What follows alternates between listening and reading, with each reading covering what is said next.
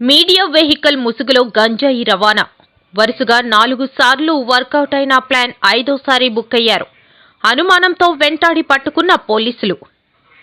గంజాయి రవాణాపై పోలీసులు ఎక్కడికక్కడే కట్టుదిట్టమైన చర్యలు తీసుకోవడంతో గంజాయి స్మగ్లర్లు కొత్త ప్లాన్లు రెడీ చేస్తున్నారు. ఈసారి ఏకంగా గంజాయి స్మగ్లర్లు మీడియా ముసుగులో రవాణా ప్రారంభించారు. కేరళకు చెందిన 2 వ్యక్తులు వరుసగా 4 సార్లు మీడియా ముసుగులో ప్లాన్ వర్కౌట్ చేసినా 5వసారి మాత్రం బెడిసి కొట్టి పోలీసులకు చిక్కడంతో కటకటాల వెనక్కి వెళ్లాల్సి వచ్చింది. తమిళనాడు రిజిస్ట్రేషన్ కలిగిన కియా కారుపై టీవీ9 లోగోను ఇంటర్నెట్లో డౌన్లోడ్ చేసి వెనుక ముందు అద్దాలపై అతికించారు. కార్లు అద్దెకు ఇచ్చే టూరిస్ట్ యాప్లో తమిళనాడు రిజిస్ట్రేషన్ కలిగిన కారును 10 రోజుల పాటు బుక్ చేసుకుని దానికి ఆంధ్ర రిజిస్ట్రేషన్ కలిగిన నెంబర్ బోర్డును తగిలించారు. అల్లూరి జిల్లా పెదబైలు మండలం అంబేరుపాడు గ్రామానికి చెందిన వ్యక్తులతో కలిసి ఒరిస్సా పరిసర ప్రాంతాలలో 205 కేజీలు గంజాయిని 10,25,000కు కొనుగోలు చేశారు. మీడియా వెహికల్ అయితే ఎవరూ అనుమానించారని, వెహికల్ని కూడా ఎవరు తనిఖీలు చేయరనే కారణంతో కారుకు 2 వైపులా మీడియా స్టిక్కర్లు అతికించి అల్లూరు జిల్లా నుండి నర్సీపట్నం వైపు బయలుదేరారు. ఈరోజు Narsipatnam sub division Narsipatnam rural police station లిమిట్స్లో ఒక మంచి NDPS కేసు పట్టుకోవడం జరిగింది. మార్నింగ్ 10 AM కల్లా CI Narsipatnam rural and SB టీమ్కి ఒక ఇన్పుట్ మీద సిఐ నర్సీపట్నం రూరల్ రేవతమ్మ గారు, SI Golugonda and SI Narsipatnam rural along with their team Narsipatnam outskirts దగ్గర వెహికల్ చెకింగ్ చేసినప్పుడు 2 వెహికల్స్ ఇంటర్సెప్ట్ చేయడం జరిగింది. First is this Kia car 4-wheeler AP39SU 5657 number plate registration. Second యామహా motor cycle AP39RL 0806 vehicle registration కొని పట్టుకోవడం జరిగింది. ఇందులో కార్లో మనకి 2 పర్సన్స్ దొరికారు అండ్ ఈ పైలటింగ్ బైక్లో మనకి ఒకరే దొరికారు. ఈ బండిలో 2 కేరళ వాళ్ళు, Thiruvananthapuram district. They had come from Thiruvananthapuram district on 16th of January వాళ్ళు అక్కడ నుంచి స్టార్ట్ అయ్యారు. ఏజెన్సీ ఏరియా 18th రీచ్ అయ్యారు from this very vehicle. Pedabayalu నుంచి Andhra Odisha border Chitrakonda and Peppermetla police station limits border నుంచి వాళ్ళు టోటల్ 200 అక్కడ నుంచి బయలుదేరారు. అండ్ ఈరోజు మనం నర్సీపట్నం రూరల్ లిమిట్స్లోనే పట్టుకోవడం జరిగింది.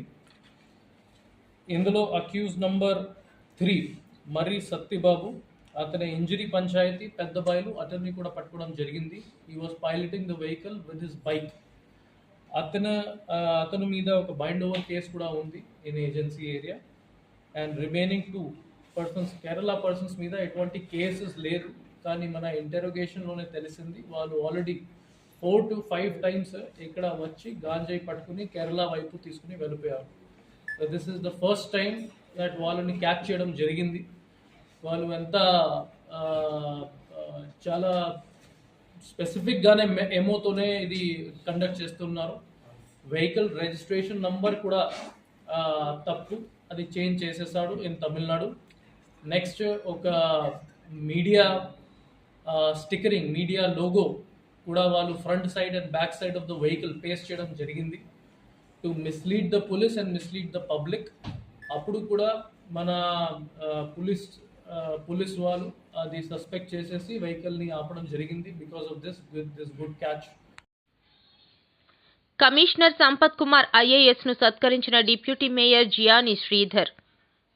మహావిశాఖ నగరపాలక సంస్థ కమిషనర్ సంపత్ కుమార్ ఐఏఎస్ కు నగర డిప్యూటీ మేయర్ జియాని శ్రీధర్ శుభాకాంక్షలు తెలిపారు. ఈ మేరకు commissioner and director of municipal administration గా పదోన్నతి పొంది అమరావతి వెళ్తున్న ఆయనను బుధవారం నగరపాలక సంస్థ కమిషనర్ కార్యాలయంలో శ్రీధర్ మర్యాదపూర్వకంగా కలుసుకుని సాలువతో సత్కరించి చిరు జ్ఞాపికను బహుకరించి పదోన్నతి శుభాకాంక్షలు తెలిపారు. ఈ సందర్భంగా నగరాభివృద్ధిలో తనదైన శైలిలో సేవలందించి నగర సుందరీకరణ, పారిశుద్ధ్యం, ప్లాస్టిక్ నివారణ వంటి కార్యక్రమాలను విజయవంతంగా నిర్వహించి తమకు ఆదర్శప్రాయంగా నిలిచిన సంపత్ కుమార్ ఐఏఎస్ మరింత ఉన్నత పదవులు అధిరోహించాలని శ్రీధర్ ఆకాంక్షించారు. కార్యక్రమంలో ఎన్ఏడి షెడ్యూల్ కులాల సంక్షేమ సంఘం సభ్యులు, అంబేద్కర్ సేవా సంఘం సభ్యులు పాల్గొన్నారు. చంద్రబాబు, పవన్ కళ్యాణ్, చిరంజీవి ప్యాకేజ్ స్టార్లు. స్టీల్ ప్లాంట్కు 11,000 కోట్ల రూపాయలని 11,000 అయినా ఇచ్చారా? చంద్రబాబుని జైల్లో పెట్టిన పవన్ కళ్యాణ్ని సీఎం చేయాలని బీజేపీ కుట్ర. ప్రజాశాంతి పార్టీ అధ్యక్షులు కేఏ పాల్. స్టీల్ ప్లాంట్కు 11,000 కోట్ల రూపాయలు ప్రకటించారని 11 రూపాయలు అయినా ఇచ్చారా అని చంద్రబాబు, పవన్ కళ్యాణ్, చిరంజీవి ప్యాకేజ్ స్టార్లు అని ప్రజాశాంతి పార్టీ అధ్యక్షులు కేఏ పాల్ ప్రశ్నించారు. శుక్రవారం మధ్యాహ్నం హోటల్ మేఘాలయ ప్రక్కన తన కార్యాలయంలో కేఏ పాల్ మీడియాతో మాట్లాడుతూ చంద్రబాబు నాయుడు, పవన్ కళ్యాణ్ వలన రాష్ట్రం నాశనం అవుతుందని ముందే చెప్పానని తెలిపారు. వారికి పదవులే ముఖ్యమని రాష్ట్ర భవిష్యత్తు కాదని స్పష్టం చేశారు. స్టీల్ ప్లాంట్ అమ్మకానికి వ్యతిరేకంగా 5 కోర్టు ఆర్డర్స్ తీసుకొచ్చానని, కోర్టు ఆర్డర్లు ఉన్నంత వరకు ఎవరూ స్టీల్ ప్లాంట్ అమ్మలేరని స్పష్టం చేశారు. స్టీల్ ప్లాంట్ కోసం కోర్టులో పోరాడుతుంటే ఎందుకు కౌంటర్ వేయడం లేదో బాబు, పవన్ సమాధానం చెప్పాలని డిమాండ్ చేశారు. పవన్ కళ్యాణ్ ప్యాకేజ్ స్టార్ లాగా అమ్ముడుపోయాడని, కాపులందరూ పవన్ కళ్యాణ్, చిరంజీవిలను వెలివేయాలని పిలుపునిచ్చారు. వీరందరూ ఈవీఎంలను ట్యాంపరింగ్ చేసి గెలిచారని, తాను ప్రాక్టికల్గా చూపించానని తెలిపారు. మరలా ఆయనకి 15,000 కోట్లు మెగా కృష్ణారెడ్డికి ఈ రేవంత్ రెడ్డి ఎన్ని వేల కోట్లు తీసుకొని ప్యాకేజ్ స్టార్ గా డీల్ ఇచ్చాడు.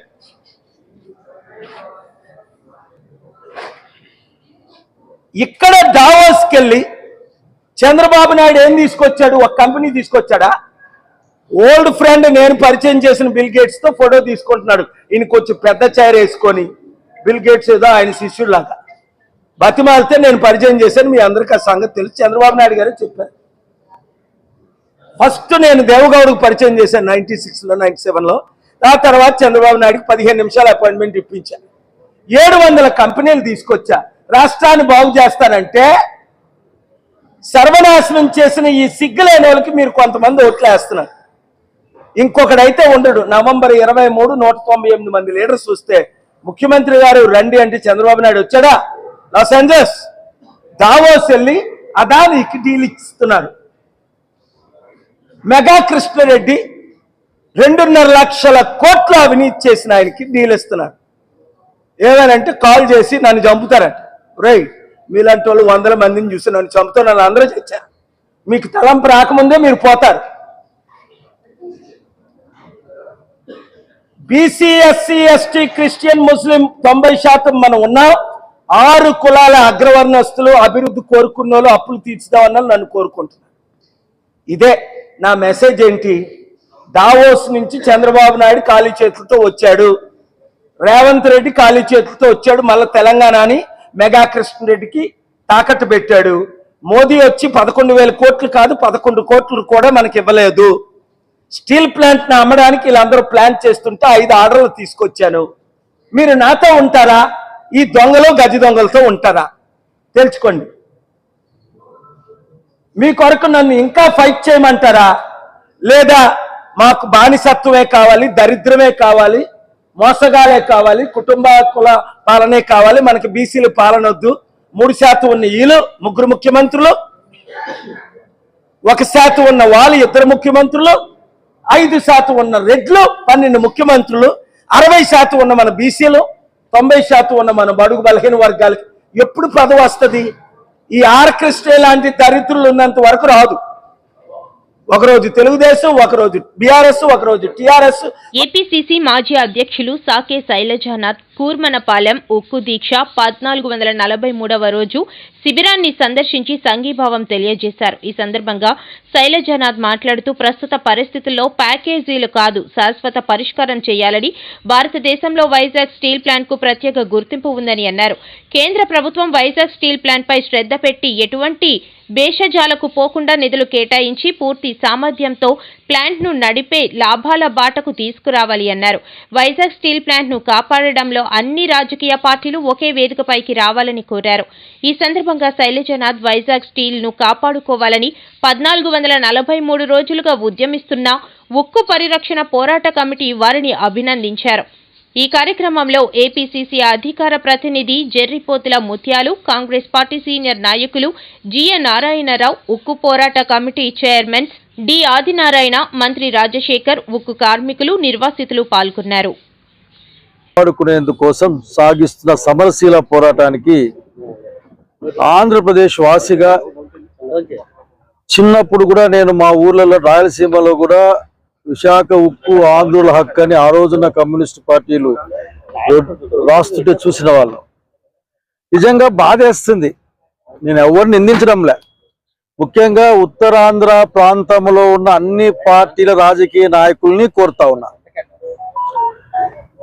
ఏదో ఒక కబురు వస్తేనే దాన్ని మేమే చేశామని చెప్పుకునే ఒక కార్యక్రమాన్ని మానేసి ఇప్పటికైనా పార్టీలకు అతీతంగా రాష్ట్ర కేంద్ర ప్రభుత్వాలపైన ఒత్తిడి తీసుకొని రావాల్సిన అవసరం ఉంది. బహుశా చాలా మంది మాట్లాడుతూ 11,440 కోట్ల రూపాయలు ఇచ్చారు అని మాట్లాడుతూ ఉన్నారు. నాకైతే ఆ ప్రకటన వచ్చినప్పుడు భయం వేసింది. దాదాపు 30,000 కోట్ల రూపాయలు అప్పే ఉంటే వీళ్ళిచ్చే 11,000 కోట్ల రూపాయలు దేనికి పనికొస్తాయి? మేము సాయం చేసినాం, మీకు చేత కాలేదు కాబట్టి మేమేమి చేయలేమని చెప్పి ఒక కార్యక్రమానికి ఇదేమన్నా ఒక ఆలోచన అనే ఒక భయం నాకు వచ్చింది. ఇట్లాగే విశాఖపట్నంకి వచ్చిన తర్వాత ఒకసారి మాట్లాడదాం, చాలా రోజులైంది కలిసి కూడా. నిజంగా ఇంత సుదీర్ఘమైన పోరాటాన్ని చాలా తక్కువ ఉంటాయి. మొక్కవోని ధైర్యంతో అత్యంత శక్తివంతమైన శత్రువుతో పోరాడుతూ నేను ఒక్కటే అడుగుతా ఉన్నాను, ఈ ప్రాంతంలో ఉన్న ఎమ్మెల్యేలు, ఎంపీలు, అన్ని రాజకీయ పార్టీ నాయకులు పార్టీలకేమి పాలిటిక్స్ మాట్లాడడంలే, మాకు కూడా ప్రేమ ఉంది, ఇందులో మా విశ్వాసం ఉంది, ఈ ఫ్యాక్టరీలో మా నమ్మకం కూడా ఉంది.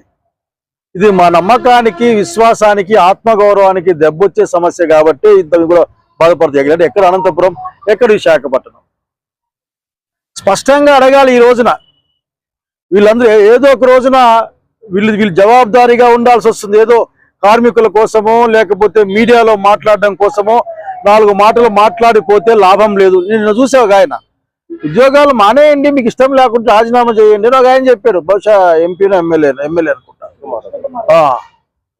ఎంత సింపుల్ గా చెప్పాడు. నేను రాజీనామాలు చేయమని కోరు, రాజీనామా చేసినాక మీరేం పనికి వస్తారు?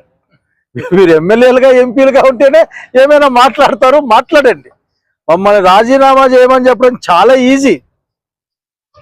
నిజంగా మీకు అంత దమ్ము తాహతుంటే ఈ 30,000 కోట్ల అప్పుని మీరే తీసుకొని మాఫీ చేయించండి. అట్లాగే ఇది పనిచేయడం కోసం, ఎందుకంటే మీరు గమనిస్తాను, నేను దావోస్ చాలా మంది పోయి వచ్చారు. 10,000 ఉద్యోగాలు వస్తాయి, 40,000 ఉద్యోగాలు వస్తాయి అని ఎక్కని గడపలేదు, దిగని గడపలేదు. ప్రతి ఒక్కరికి చేతులు కలపడము, కాఫీ తాగడమే. ఏమొస్తాయో ఏం రాదో తెలియదు. ఆల్రెడీ వచ్చిన ఫ్యాక్టరీ ఇక్కడ ఉంది. 20,000 ఎకరాలకు పైగా విస్తరించిన ఒక ఇండస్ట్రియల్ సామ్రాజ్యం ఇది. కానీ క్యాప్టివ్ మైన్స్ ఇవ్వండి, ఎట్లా పోటీ ఇవ్వడమని చెప్తారు మీరు? 10,000 కోట్లు ఇచ్చి ఎక్కడ పోటీ పడాలి మేము? ముడి పదార్థానికే 2-3 వేల కోట్ల తేడా, 2-3 వేల రూపాయలు తేడా వస్తూ ఉంటే టన్నుకు ఎంత గొప్ప స్టీల్ అయినా సరే వినియోగదారుడు ఎట్లా కొంటాడు? 2-3 వేల రూపాయలు ఎక్కువ పెట్టి ఎట్లా కొంటాడు? ఇది కామన్ సెన్స్ కి సంబంధించింది కదా. కనుక ఈ ప్రాంత నాయకుల్ని కోరుతా ఉన్నా నేను, మీ ప్రభుత్వాలతో, మీ పార్టీలతో మాట్లాడి తక్షణం ఈ ఫ్యాక్టరీకి క్యాప్టివ్ మైన్స్, అప్పట్లో ఇందిరాగాంధీ కాలంలో క్యాప్టివ్ మైన్స్ ఇచ్చున్నారు. మరి ఇప్పించండి. మీరే రాజీనామాలు చేయొద్దు, మీరు అన్నం తినడం మానేయొద్దు, నిద్రపోవడం మానేయొద్దు. మీరు సంపూర్ణమైన ఆరోగ్యంతో ఉండి కార్మికుల పక్షాన డిమాండ్ చేసి గట్టిగా సాధించి పెట్టండి.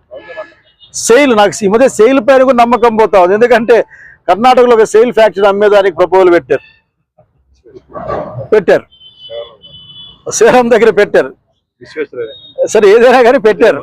విశాఖ స్టీల్ ప్లాంట్ ను ప్రభుత్వ రంగ సంస్థగా కొనసాగించాలని సుమారు 1400 రోజులుగా విశాఖ ఉక్కు కార్మికులు, తెలుగు ప్రజలు ప్రపంచ వ్యాప్తంగా కోరుకుంటున్నారని జేఎంఎస్ ప్రధాన కార్యదర్శి, ఉక్కు పోరాట కమిటీ నాయకులు వరసల శ్రీనివాసరావు అన్నారు.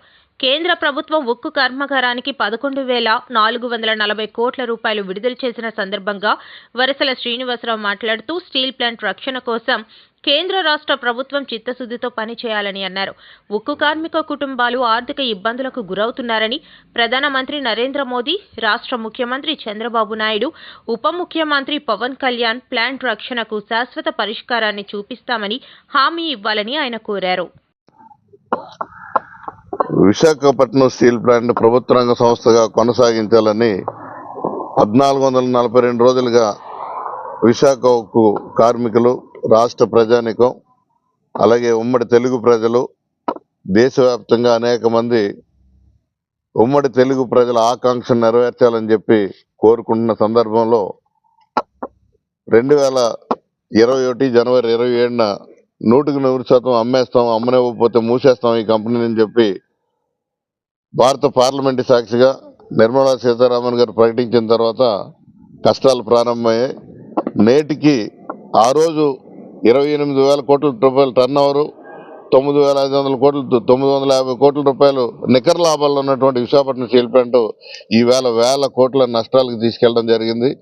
ఈ పాపానికి కారణం కేంద్ర బీజేపీ పాలకులు. వారు కావాలని చెప్పి ఉద్దేశపూర్వకంగా కొంతమంది అధికారులను నియమించి ఒక్కొక్క విభాగాన్ని ఆపేస్తూ రా మెటీరియల్ కొనుగోలు చేయకుండా ఆపేసి, ఉత్పత్తిని నిలిపేసి, అమ్మకాలను ఆపేసి, దేశంలో ఉన్న 27 బ్రాంచుల్లో అనేక బ్రాంచులు మూసేసి విధ్వంసానికి తెరలేపారు. ఆ విధ్వంసం ఈ రోజుకి కూడా కొనసాగుతుంది. భారత ప్రధానమంత్రి ఈ మధ్య 11,440 కోట్లు ప్యాకేజ్ ఇస్తున్నామని చెప్పి ప్రకటించిన తర్వాత కూడా నేటికి కూడా విధ్వంసం కంటిన్యూ అవుతుంది. అనేక మంది పెద్దలు, బీజేపీ నాయకులు కానీ, ఎమ్మెల్యేస్ కానీ, ఎంపీలు కానీ, అలాగే టీడీపీ నాయకులు కానీ విశాఖపట్నం స్టీల్ ప్లాంట్ కార్మికుల పట్ల, ఉద్యమం పట్ల, ఈ పరిశ్రమ పట్ల అనుచితంగా వ్యవహరిస్తున్నారు. వారికి నోటుకు వచ్చినట్టు మాట్లాడుతున్నారు. గతంలో కూడా వాళ్ళకి చెప్పాం, విశాఖపట్నం స్టీల్ ప్లాంట్ అనేది మహోన్నతమైన కంపెనీ. ఈ పరిశ్రమను కాపాడడంలో ఇప్పటి వరకు ప్రజానాయకులు, ఈ ప్రాంత ఉత్తరాంధ్ర నాయకులు కూడా పూర్తిగా విఫలమయ్యారు. ఆ రోజు ఉన్నటువంటి కాంగ్రెస్ ప్రభుత్వం కానీ, 20 సంవత్సరాలుగా ముఖ్యమంత్రిగా ఉన్నటువంటి చంద్రబాబు నాయుడు గారు కానీ విశాఖపట్నం స్టీల్ ప్లాంట్కి గనులు ఎందుకు తేలేదు, మైన్స్ ఎందుకు కేటాయించలేదు, కేంద్ర ప్రభుత్వంపై ఎన్డీఏలో మీరు చక్రం తిప్పారు, కనున్నారుగా, అయినా ఎందుకు తీసుకురాలేదని చెప్పి అడుగుతున్నాం. అన్ని పాలకులందరూ కూడా వివక్షత చూపించి, సవత తల్లి ప్రేమ చూపించి విశాఖపట్నం స్టీల్ ప్లాంట్ నట్టేట ముంచారు. భారతదేశంలో ఉన్నటువంటి ప్రభుత్వ రంగ సంస్థలు అన్నిటికీ కూడా సెయిల్తో సహా 150 సంవత్సరాలు సరిపడా మైన్స్ ఉన్నాయి. ప్రైవేట్ కంపెనీలకు 100 సంవత్సరాలు సరిపడా మైన్స్ ఉన్నాయి. అసలు ఈ దేశంలో ప్లాంటే లేని పోస్కోడ్కి కూడా మైన్స్, ఒరిస్సాలో మైన్స్ కేంద్ర ప్రభుత్వం కేటాయించింది. విశాఖపట్నం స్టీల్ ప్లాంట్ ఏం అన్యాయం చేసింది? విశాఖపట్నం స్టీల్ ప్లాంట్కి నష్టాలకు కారణం ఇక్కడ యాజమాన్యం కానీ, కార్మిక వర్గం కానీ, ప్రాంత ప్రజానికం కానీ కాదు.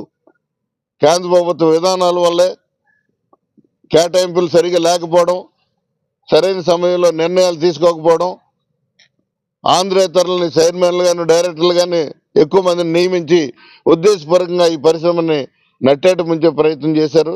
దాంట్లో భాగంగా ఈ రోజు కూడా విధ్వంసం కొనసాగుతుంది. రాష్ట్ర గౌరవ ముఖ్యమంత్రి గారికి, ఉప ముఖ్యమంత్రి గారికి మీరు తెలియజేసేది ఒకటే, విశాఖపట్నం స్టీల్ ప్లాంట్ ప్రభుత్వ రంగ సంస్థ కొనసాగుతుందని చెప్పి ప్రధానమంత్రి ప్రకటన చేయాలి. ఆయన చెప్తున్నారు, ఆగిపోద్దని చెప్పడం కాదు. మనం గతంలో చూసాం, గత 5 సంవత్సరాల క్రితం తెలుగువారి ఆకాంక్ష అయినటువంటి 2 రాష్ట్రాలు విడిపోయిన తర్వాత విభజన హామీల్ని ఒక్కటి కూడా అమలు చేయకుండా తిరుపతి వెంకన్న సాక్షికి ఇచ్చిన హామీకే దిక్కు లేదు ప్రధానమంత్రి గారి దగ్గర. ఇప్పుడు ఎలా నమ్మాలని చెప్పి అడుగుతున్న పరిస్థితి. ఇప్పటికే యాజమాన్యం తీసుకున్నటువంటి నిర్ణయాలు, ఈ 4 సంవత్సరాల్లో తీసుకున్న నిర్ణయాల వల్ల 787 మంది రిజైన్ చేసి వెళ్ళిపోయారు. వారి ఉద్యోగాలు వదులుకొని వెళ్ళిపోయారు ఎక్కడి నుంచి ఆందోళన చెందుతూ. ఇవాళ 4,000 మంది కాంట్రాక్ట్ లేబర్ని తీసేయాలని ప్రయత్నం చేస్తున్నారు. ఆల్రెడీ తీసేశారు, మళ్ళీ వేసుకున్నారు. ఆల్రెడీ 340 మందిని తీసేయడం జరిగింది. వారికి ఉద్యోగ భద్రతకు సంబంధించి ఏమీ లేదు. ఇవాళ విఆర్ఎస్ పేరుతో మరింత మందిని బయటికి తీసేయడం కోసం ఒత్తిడి తీసుకొస్తూ 6 నెలల నుంచి ప్లాంట్ రన్ అవుతుంది. 130% ఉత్పత్తి జరుగుతుంది. కన్నతల్లి లాంటి విశాఖపట్నం స్టీల్ ప్లాంట్ కాపాడుకోవడం కోసం అందరూ కూడా మమేకమై, జీతాలు ఇవ్వకపోయినా, సంక్రాంతికి జీతాలు లేవు, దీపావళికి జీతాలు లేవు, దసరాకి జీతాలు లేవు, న్యూ ఇయర్కి జీతాలు లేవు, అయినా కానీ కార్మికులు వరవకుండా కన్నతల్లి లాంటి పరిశ్రమను కాపాడుకుంటున్నారు. అయినా ఒత్తిడి తీసుకొచ్చి ఉద్దేశపూర్వకంగా విఆర్ఎస్ వైపు మళ్లించడం కోసం జీతాలు ఇవ్వట్లా. ఈరోజు ప్రధానమంత్రి ప్రకటించిన తర్వాత విశాఖపట్నం స్టీల్ ప్లాంట్ సేల్స్ బాగుంది. ప్రతి నెల 2,000 కోట్లు సేల్ అవుతున్నప్పుడు మీరెందుకు ఉద్యోగుల జీతాలు ఇవ్వట్లా? ఉద్దేశపూర్వకంగా ఈ ప్లాంట్ని ప్రైవేట్ వాళ్ళకి కట్టబెట్టడానికి ఒక ప్రయత్నం, కుట్ర జరుగుతుందని చెప్పి సర్వత్రా వినపడుతుంది. ఇప్పటికైనా సరే రాష్ట్ర ముఖ్యమంత్రి చొరవ చూపించి విశాఖపట్నం స్టీల్ ప్లాంట్ కార్మికులకి జీతాలు ఇప్పించాలి. ఇమీడియట్ గా విశాఖపట్నం స్టీల్ ప్లాంట్ ప్రభుత్వ రంగ సంస్థగా కొనసాగిస్తూ శైలిలో విలీనం చేసి శాశ్వత పరిష్కారానికి మీరు ముందుకు తీసుకెళ్లాలి. ప్యాకేజీని ఆహ్వానిస్తున్నాం. అదే సందర్భంలో మీరు శైలిలో విలీనం చేయాలని చెప్పి మీ ద్వారా కోరుతున్నాను.